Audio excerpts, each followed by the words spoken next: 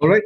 So again, since we have started the recording, let me repeat a couple of important things that we are looking at a window of 15 minutes and 100 to 125 word limit. All right. Because we have been allotted 25 minutes for general knowledge and essay writing both. Okay.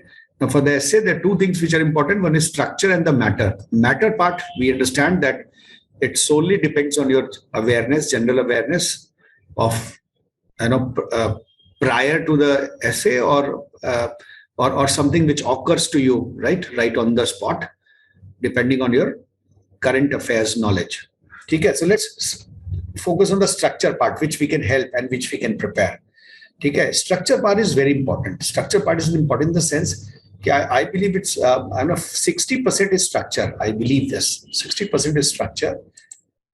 All right. And in any kind of an essay which involves only 100 words, the structure will have 3 parts. So if you do not make any basic mistake in the structure, so at least you will not be losing any marks. For example, if you're allotted 10 marks for the essay, so at least five marks would be for the structure.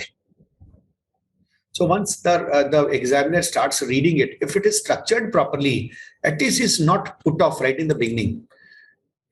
The examiner will not be put off right in the beginning. If he finds a good structure, so it leaves a very good impression and the very good chances that you scores 6 or 6.5 or even 7.5, okay, from your essay. So structure में कैसे करना है? essay को 3 part में लिखना है, ठीक है ना?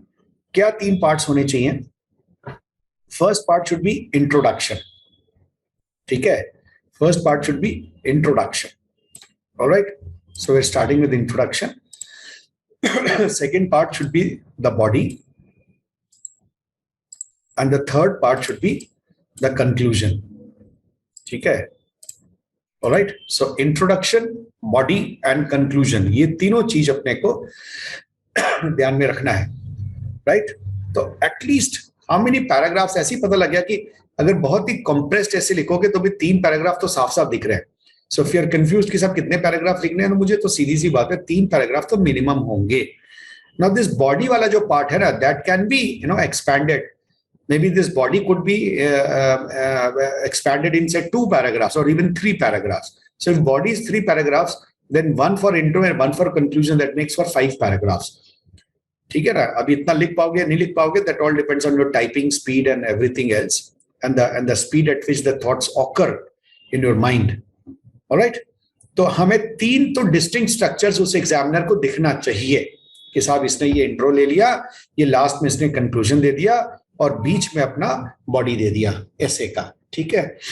अब आगे हम चलते हैं कि इंट्रोडक्शन में हमें लिखना क्या है, व्हाट शुड बी, ठीक है? इंट्रोडक्शन में हम 2 चीजें रखते हैं. एक, जो भी आपका टॉपिक है, whatever your topic is, ठीक है? अभी टॉपिक हम डिस्कस करेंगे, maybe tomorrow we will discuss the topic. आज मैं आपको स्ट्रक्चर्स बता दूं सारे. जो भी हम टॉपिक डिस्कस करेंगे, ऑलराइट, उसके उस टॉपिक को 2 एंगल से देखना है. एक तो उस टॉपिक को आप डिफाइन कर सकते हैं, what ever the topic is you can define it, ठीक है ना साहब? एक तो ये स्टैंड होता है कि भाई हमने डिफाइन करा कि ये हमारा टॉपिक है, हमने इसको डिफाइन कर दिया. दूसरा क्या है कि आपने क्या स्टैंड लिया, have you taken a stand विज़ the topic और नॉट, ठीक है? तो ये 2 चीजें होती हैं, एक taking a stand vis-a-vis the topic and defining the topic. Alright, 2 options होते हैं. नॉर्मली हम क्या है, दोनों ऑप्शंस यूज कर लेते हैं कि भाई this is the topic and this is my stand. Stand देना बहुत जरूरी है. What do you feel? For example the topic is कि is the government right in raising the marriageable age of the girls from 18 to 21. So it is because the essay is very short. तो आप क्या करो कि introduction में ही अपना stand जो है ना, कि whether you agree or disagree with this, वो स्टैंड वहीं क्लियर कर दो ताकि उसको वो पता लग जाए कि हाँ भाई ये एक थिंकिंग कैंडिडेट है और उसने टॉपिक पे सोचा है और स्टैंड भी ले लिया है. राइट? अब जैसे इस टॉपिक में आप डिफाइन क्या करोगे, मैरिजेबल एज तो डिफाइन करने की कोई चीज नहीं है, सबको ही पता है, तो उसमें क्या होगा, स्टैंड ही होगा ना. तो आप भी करोगे, सीधे से स्टार्ट कर दोगे, the government has recently raise this issue of और floated this issue among the lawmakers that the marriageable age of the girl should be increased from 18 to 21, and I wholeheartedly support the government on this issue. And right, I have my reasons for this. ऐसा कुछ करके आपने introduction दे दिया शुरू से ही, ठीक है, alright.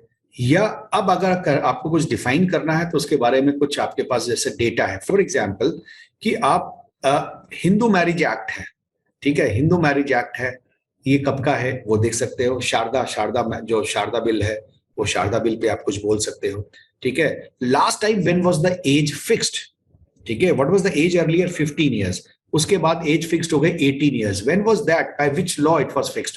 If you know all this, तो फिर आप क्या करो, उसको डाल दो इंट्रोडक्शन में, ठीक है। The age of 18 years which was fixed this by this law, ठीक है, has now been has now been decided by the government to be increased to 21 years, and I wholeheartedly support the government on this issue, ठीक है। तो topic को define and topic का stand, ये note कर लो आप अपने को, ठीक है, प्लीज नोट दिस, टॉपिक को डिफाइन एंड टॉपिक का स्टैंड। अब दूसरा कि सर मेरे को इंट्रोडक्शन होना कितना बड़ा चाहिए, 3 to 4 sentences, 3 to 4 sentences, alright, 3 to 4 sentences से ज्यादा नहीं लिखना चाहिए आपको, ठीक है। But if you are writing shorts तो 3 सेंटेंस बहुत है आपके लिए। अगर 100 और 125 वर्ड्स का आप लेके चल रहे हो ना, तो ये बहुत है मेरे ख्याल में। 3 to 4 sentences, 3 सेंटेंस तो काफी है मेरे ख्याल। 3 सेंटेंस आप लेके और अपना फटाफट इंट्रोडक्शन खत्म करो, because you will be hard pressed for time, alright. अब आ जाए हम सेकेंड पार्ट, बॉडी पे, ठीक है। बॉडी पे क्या है, जस्ट अ सेकेंड,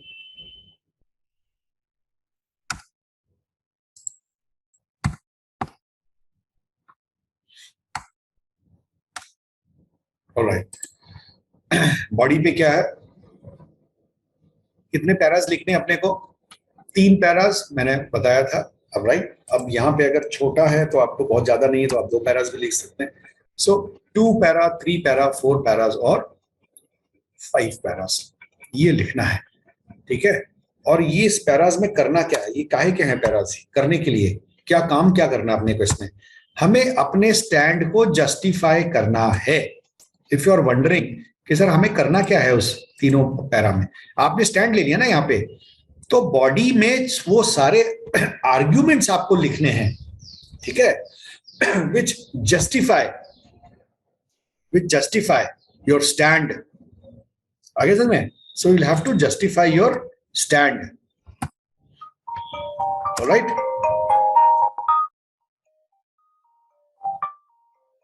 तो आपको स्टैंड को जस्टिफाई करना है,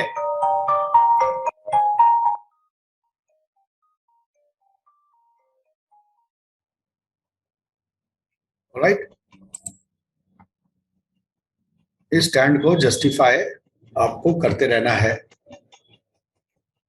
alright. Is my voice audible, आवाज आ रही है मेरी, नहीं आ रही है? Am I audible to you guys? Hello, yes yes, alright, ठीक है, फेयर इनफ, Yes, sir. ठीक है, thank you thank you. So we are looking at the body part, ठीक है। बॉडी में हमें करना क्या है, जस्टिफाई करना है। किसको जस्टिफाई करना है, स्टैंड्स को जस्टिफाई करना है। कौन सा स्टैंड, सॉरी,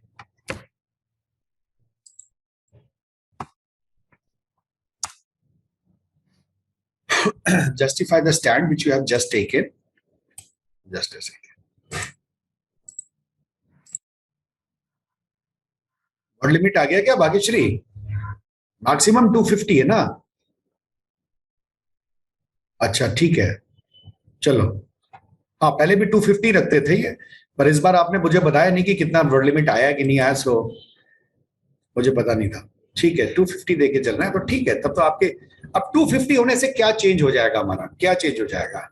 हमारा चेंज हो जाएगा कि बॉडी के जो पैराज है ना, ये थोड़े से बढ़ जाएंगे, ठीक है। इनको आप जो अपने जो आप जस्टिफाई को, स्टैंड को जस्टिफाई करने के लिए जो लॉजिक्स दोगे, ठीक है, वो क्या करोगे, वो 2 पैराग्राफ के बजाय 3 4 5 पैराग्राफ्स आप दे दोगे। ठीक है, अब इसमें बॉडी में करना है कि आपको अपना स्टैंड को जस्टिफाई करना है। और कैसे जस्टिफाई करेंगे? Bye presenting logical arguments. हम जस्टिफाई कैसे करेंगे? लॉजिकल आर्ग्यूमेंट्स देंगे। ठीक है, और क्या दे सकते हैं हम फैक्ट्स दे सकते हैं, वी कैन गिव फैक्ट्स। और अगर स्टैटिस्टिक्स हमको पता है, कुछ स्टैट्स है, बाई चांस हमको ध्यान आ जाए उस टाइम, तो हम वो स्टैट्स दे सकते हैं। लेकिन रॉन्ग डेटा नहीं देना आपको, रॉन्ग फैक्ट्स नहीं देना, ध्यान रखो आप। ठीक है, so you have to justify your stand, you have to present logical arguments, you have to present facts and stats. ये करना है अपने को बॉडी में। तो इंट्रोडक्शन आपको समझ में आ गया कि टॉपिक को उठाना है इंट्रोडक्शन में, उसको डिफाइन कर देना है, उसका बैकग्राउंड अगर मालूम हो तो एक सेंटेंस में, और उस पर आपका जो भी स्टैंड है वो क्लियर कर देना है। उस स्टैंड को हम जस्टिफाई करेंगे बॉडी में by our arguments, by our facts and by our statistics. समझ में आ गई दो चीज। एंड फाइनली हम एक कंक्लूजन लेंगे। ऑलराइट, फाइनली हम कंक्लूजन लेंगे। क्या कंक्लूजन लेंगे हम? We have to repeat the stand on the strength of the arguments. ये देखो आप, ये सोच समझने की बात है कि हमें कंक्लूजन में लिखना क्या है। जो हमने शुरू में स्टैंड लिया था ना, विज़ द टॉपिक, है ना, कि should the is the government right in raising the age of marriage from 18 to 21 of the girls, right? So once we have supported that and we have given arguments in support of that, so on the strength of the arguments you have to repeat that stand, justified. Therefore it becomes amply clear that government is on the right track in raising the age of girls, marriageable age of girls from 18 to 21, as it would not only help them to attain education but also become self-reliant and start thinking for themselves. ठीक है, and not ignoring the fact that the 3 more additional years will help them to grow mentally and physically. ठीक है, which would be very advantageous for the women in the long run. ये अभी आपके सामने बात करते करते कंक्लूजन बनाया है मैंने। You understand? तो आप ऐसे अपना जो भी स्टैंड लेंगे उसको अपने स्ट्रेंथ, जो आर्ग्यूमेंट्स का जो स्ट्रेंथ दिया है आपने, उसके बेसिस पे आप उसको रिपीट कर दें। ठीक है, अब आता है एक दूसरा क्वेश्चन जो कि आप पूछो, उसके पहले मैं आपको बता दूं कि सर कई बार क्या होता है कि हम स्टैंड लेने की पोजीशन में नहीं होते हैं किसी टॉपिक में। ठीक है, या हमें बैलेंस्ड होके चलना है, हमें हमें हमें हमें किसी एक पर्टिकुलर उसमें नहीं जाना है, हमें एक डायरेक्शन नहीं लेने में जाना है। तो उस केस में क्या करना है? तो उस केस में भी वो भी आपका स्टैंड है।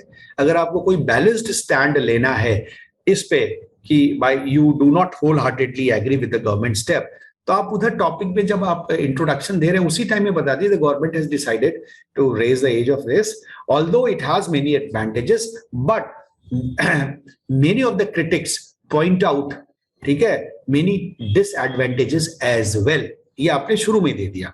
फिर आपने बॉडी में क्या करा? 4 पैरा दे दिए, 2 पैरा उसके एडवांटेजेस के, 2 पैरा डिसएडवांटेजेस के। ठीक है, और फिर कंक्लूजन क्या दिया? कंक्लूजन क्या दिया कि I mean the government has decided and it has its advantages and disadvantages, only time will tell कि whether the decision of the government would prove right or not. ऐसे करके आपने इसको एक बैलेंस्ड कंक्लूजन भी दे दिया। ऑलराइट, तो अब आप बताओ कि ये सब चीजें समझ में आई या नहीं आई आपको? मैंने जो इतना आपको स्ट्रक्चर बताई, ब्रॉडली स्ट्रक्चर समझ में आ गया क्या? या इसमें जो भी आपकी क्वेरीज हैं you can raise those queries. सब में कह रहा है उसके समझ में आ गया। Do you have any queries इसमें? भाग्यश्री को भी आ गया, और बाकी लोग, ऋत्विक, ब्रजेश, ढाका, कई सारे है ना पार्टिसिपेंट, हीना, लतिका, खुशबू, विधि। हाँ, समझ में आ गया, स्ट्रक्चर समझ में आ गया ना? देखो हाँ, तो कहानी बच्चों कहाँ से होती है? कहानी शुरू होती है स्ट्रक्चर से। सबसे पहले स्ट्रक्चर। फॉर एग्जाम्पल, जैसे आपको इंटरव्यू में आपको अभी मैं जब बताऊंगा तो आप कहूंगा भाई ड्रेसअप करना है, टाई ऐसे लगाना है, ठीक है, एक टाई ऐसे लगाना है, कपड़े ऐसे पहनने हैं। वाई? बाल ऐसे करने हैं, उसका रीजन क्या होता है? Because first impression is the last impression. और अगर आपने ये घटिया सा स्ट्रक्चर दे दिया तो वैसे ही उसका मूड ऑफ हो गया, भले ही आपने दो बड़े सॉलिड आर्ग्यूमेंट्स दे दिए उसमें, but if the structure is not good तो वो क्या होता है, राइट, वो एग्जामिनर इज नॉट इम्प्रेस्ड। ठीक है, हिना पूछ रही, explain how to keep a balance stand using some other example. Sir आप बताओ ना, आप टॉपिक बताओ उसमें बैलेंस स्टैंड ले लेंगे हम। कोई भी बैलेंस स्टैंड लोगे आप, ठीक है ना, उसमें आपको उसका प्लस और माइनस है। बैलेंस स्टैंड क्या होता है? प्लस एंड माइनस, कि उसके दोनों चीजें हैं सर, है ना, किसी उसके एडवांटेजेस भी और डिसएडवांटेजेस के। आप टॉपिक बताओ ना हिना, तो मैं आपको उसमें बैलेंस स्टैंड दे दूं, ठीक है? या फिर अभी हम करेंगे कुछ टॉपिक्स तो उसमें हम एग्जांपल्स ले लेंगे बैलेंस स्टैंड के, ठीक है? चलो, तो एक टॉपिक जैसे है फॉर एग्जांपल, ये रहा topic, which of the inventions would you have liked to make. ठीक है, अब आप देखो इसमें स्टैंड कहां लेना है। अब इसमें स्टैंड क्या होगा, what will be the stand here, stand कैसे बन गया ये, ठीक है? ये the topic is which of the inventions would you have liked to make. अब इसमें आपका स्टैंड क्या है? इसमें स्टैंड है कि that you name the invention straight away, name the invention straight away. आपको इन्वेंशन तो बताना पड़ेगा ना, कहां पे? इंट्रोडक्शन में। इंट्रोडक्शन में आपको आपको यही आपका स्टैंड है कि which, now there are so many inventions, television, car, rocket, aeroplane, ठीक है, gun, isn't it? Hammer and chisel, mobile phone, smartphone, laptop, any invention. So you have to pick up the invention and you have to name that invention right in the introduction. You know, although mankind has seen so many inventions, okay, but I would have liked to I would have liked to invent the laptop. ठीक है, तो आप इस laptop का use कर रहे हो तो और the smartphone, and then you could have openly declared. अब बॉडी में आप क्या करोगे? आप बताओगे कि जो इन्वेंशन आपने लिया है वो क्यों करना चाहते थे, बिकॉज ऑफ ये तो क्लियर है, क्योंकि इसके सो मेनी एडवांटेजेस है। तो आप 3-4 पैराग्राफ्स में उसके एडवांटेजेस चालू कर दो, ठीक है? अगर आपने लैपटॉप लिया है कि currently during the corona times any kind of education would have become impossible had we not had this advantage of using a laptop. And because of using laptops, all our lectures were, clearly delivered to us, okay, with all kind of highlights and everything else, presentations and everything, and we did not miss out on anything. And it is so very close to the live class which we have, okay. तो ये जो 3-4 आप जो है 5 paragraph में आप उसको justify कर दीजिए, एंड फाइनली आप कंक्लूड कैसे करोगे इन्वेंशंस में?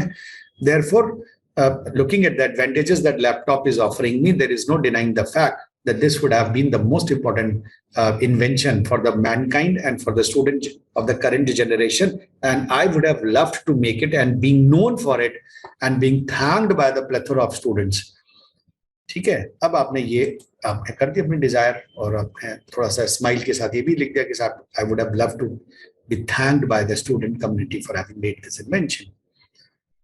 ठीक है, अब वो खुश हो जाएगा पढ़ के कि हाँ देखो देखो बच्चा है, और अभी भी दिल से ये बच्चा ये लिखने वाला, क्योंकि अभी भी थैंक यू की एक्सपेक्टेशन कर रहा है कि सब मुझे थैंक करते कि कितना बढ़िया इन्वेंशन मैंने कर दिया है।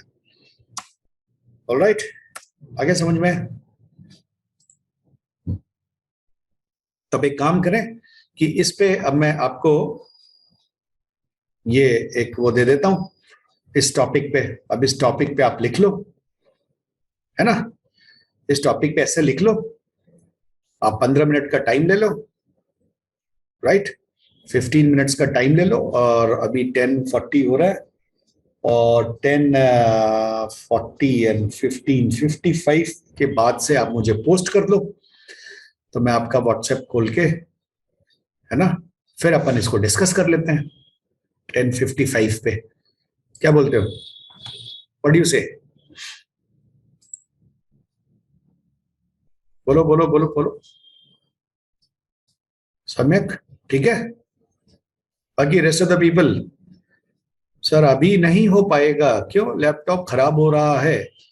अरे तो ठीक है, तो कागज पे लिख के और इसका वो कर देना, फोटो खींच के डाल देना उसमें, कैसी बातें कर रही है, यू नॉट सॉल्यूशन ओरिएंटेड और व्हाट भाग्यश्री?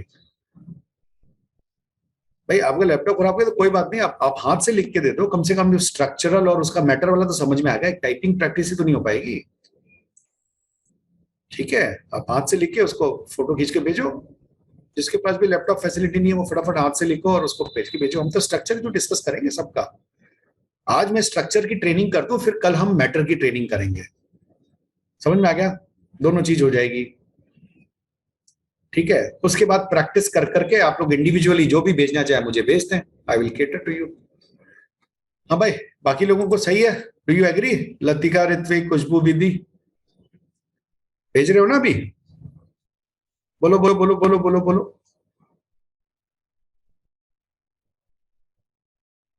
ठीक है, चलो फिर 10:55 पे आप भेजना चालू कर दो। हाँ, सीसी टॉपिक पे यार, सेम टॉपिक। कौन सा? Which of the invention would you have like to make? ये लिख लो पता, ये खुला रहेगा। Which of the inventions would you have liked to make? Which of the inventions? That means there are so many inventions in the world, and out of that, which means singular. So you have to pick up one, and then you'll have to. ठीक है, समझ में आ गया?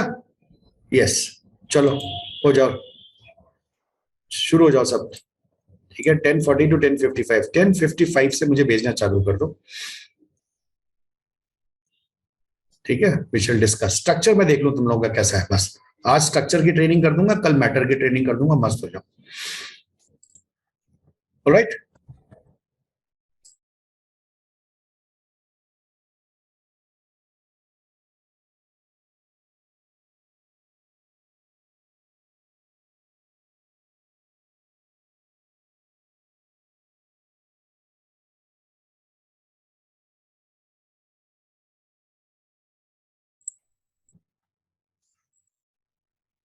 Alright. So when you start with the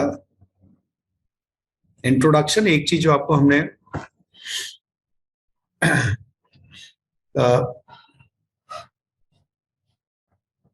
बताई है, तो वो what is that, कि इसमें अपने को डिक्लेयर करना था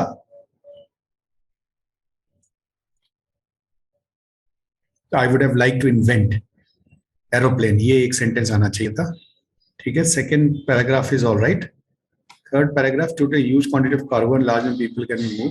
ठीक है, this is the advantages one invention in what better than this for the world, एकदम सही है। Although this new now comes under luxury to travel by airplane, it's a little expensive, but it's a different experience. Person who adores nature, someone like me, you know. ठीक है, wasn't it beautiful when you had your first? This seems like a very thoughtful and the best inventions till the date. And यहाँ पे ये लिखना था, and I would have liked to make this, and I would have liked to become famous for having invented such a machine. ठीक है, ये last में आना चाहिए। तो आई इसमें से मिसिंग है बेटा, ही ना, आई मिसिंग है। ठीक है, I hope you got feedback, मिल गया ना तुमको? आई इज मिसिंग, क्योंकि क्वेश्चन क्या था, which of the inventions would you have like to make, तो इसमें I would have like to make, I थोड़ा सा कर लेना। ठीक है, चलो ठीक है, ऑलराइट, कोई बात नहीं। एक और आया है, ये किसने भेजा है अपने को? We the humans. ठीक है, इसको शेयर कर लेते हैं अपन। हाँ, ये किसका है भाई, नाम बताओ इसका। Who is the guy? We the humans वाला जिसने भेजा है।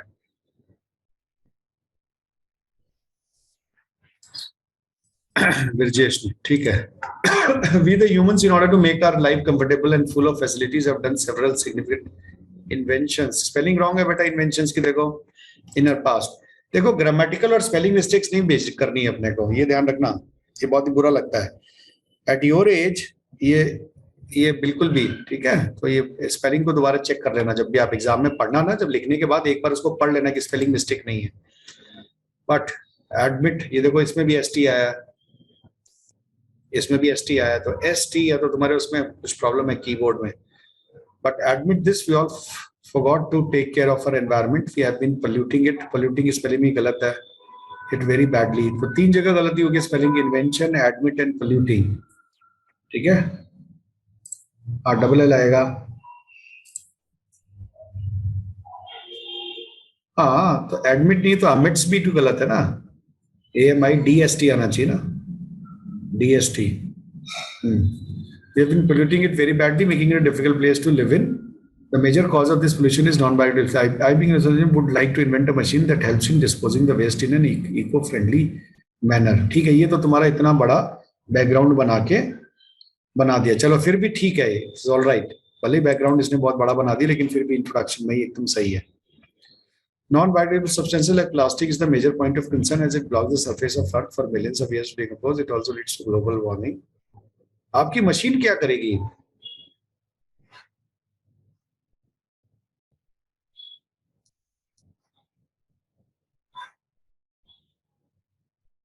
ठीक है, इसके बाद ये तो तीसरा वाला जो है ना बिरजू, इसके बाद एक पैराग्राफ और आएगा, है ना, ये पूरा प्रॉपर कंक्लूजन नहीं है.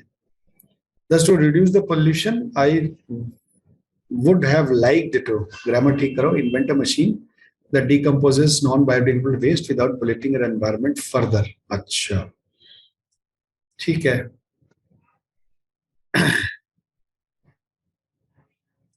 अब ये वैसे तो देखो स्ट्रक्चरली तो ठीक है, लेकिन ब्रिजेश क्या है ना तुमको कि इसमें जब बॉडी लिख रहे थे ना, तो उसमें ये जो कंक्लूजन में लिखा है ना, ये बॉडी में ही लिखना चाहिए था तुमको कि मेरी मशीन क्या क्या करेगी. ठीक है, ये तो आप एक जनरल सा चीजें बता दे रहे हो कि plastic is a point of concern, is block this this this. मेरी मशीन क्या करती कि वो कैसे डिकम्पोज कर देती प्लास्टिक को. ऑलराइट, ये लिखना था मशीन, बॉडी में मशीन के बारे में लिखना था, नॉट द प्रॉब्लम. ठीक है, तो हाँ, तो कंक्लूजन में फिर दोबारा लिखते हैं ना, कंक्लूजन में थोड़ी वो मशीन बतानी है यार. कंक्लूजन में फिर आप ये लिखते कि looking at the advantages of the machine that I would have invented, there is no denying the fact that the world would have benefited greatly from an invention, and the problems of pollution would not have arisen or would not have become so severe as it has become presently or in current times. ऐसे लिखते थे conclusion. ठीक है ब्रिजेश, समझ में आ गया है ना? तो मशीन को कंक्लूजन में नहीं बताना है, मशीन को बॉडी में ही बताना है, और उसके एडवांटेज वो मशीन क्या क्या करेगी वो बॉडी में बताना है. ठीक है, कंक्लूजन में तो केवल आपको रिपीट करना था कि वो मशीन कितना सही होती आज के टाइम में. ऑल राइट, चलो तो स्ट्रक्चर तो आप लोगों ने सीख लिया. फिर मैं अब आपको टॉपिक्स भेज दूंगा मैं शाम को. ठीक है, उन टॉपिक पे लिख लेना, और फिर कल हम उनको वापस डिस्कस कर लेंगे. Is that clear?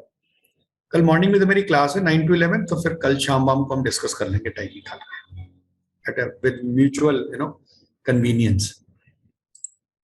Is that clear? आगे समझ में सबको? ठीक है, ओके,